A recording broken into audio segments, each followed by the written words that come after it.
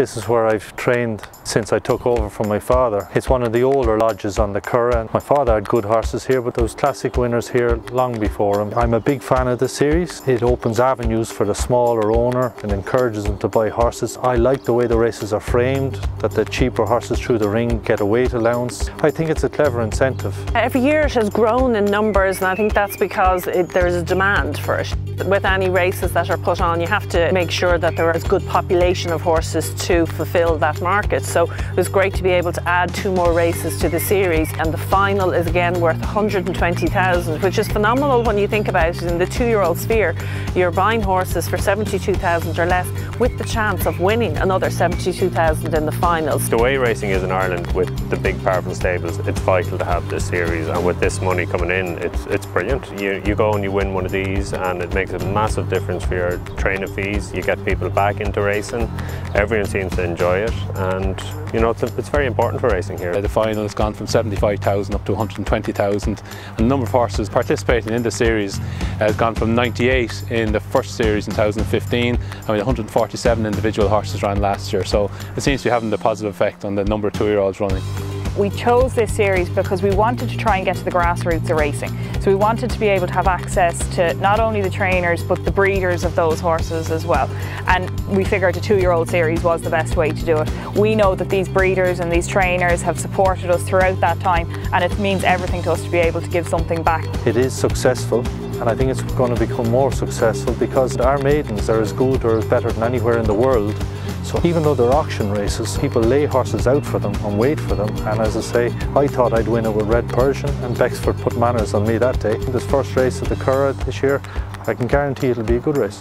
It really has surpassed our expectations in how much it has stimulated the market. It has captured everyone's imagination. It's on everyone's radar, and we're delighted now we're in year 4 with Foran Equine, and has really catapulted it into another level. Look at the Curragh race last year. The calibre of that race was the form race for the first 3-4 months of the Irish 2-year-old racing last year. If you have a horse you win, you're going to go to the final. You'd be crazy not to. Everyone is going to want to be there. There'll be a big buzz on the day. Mr. Barnes will certainly be going for them, and hopefully we'll have 1, if not 2, in the final, you know. Half of the horses that won the races last year were bought for 19,000 or less. Each of the maidens are worth a minimum 20,000, so that's a big jump up from all other regular maidens in Ireland as well. So not only are you able to buy a horse at that middle to lower end of the market, you're racing for prize money higher than the rest of the market.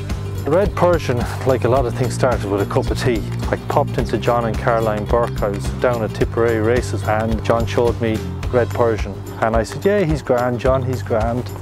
Sure, I'll have a look at him at the sales. John showed him to me at Goffs, and as I said, the fact that I'd seen him before and I liked him in his home surroundings, I bought him on spec.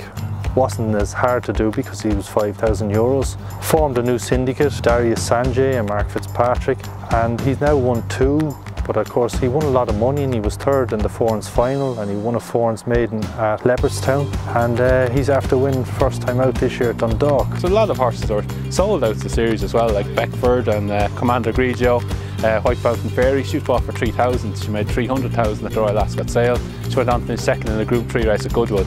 So the standard of animals is rising to the very top level, have a very competitive race to run. 72,000 to the winner in the final, so that's a very attractive target. We do feel with this series that we have a fair chance when we buy these horses, that we've somewhere to go. And I do know there are a couple of bloodstock agents that are actually trying to buy auction qualified horses and set up a few syndicates in that. And I think the sponsorship of Forans and EBF have really helped this, yeah.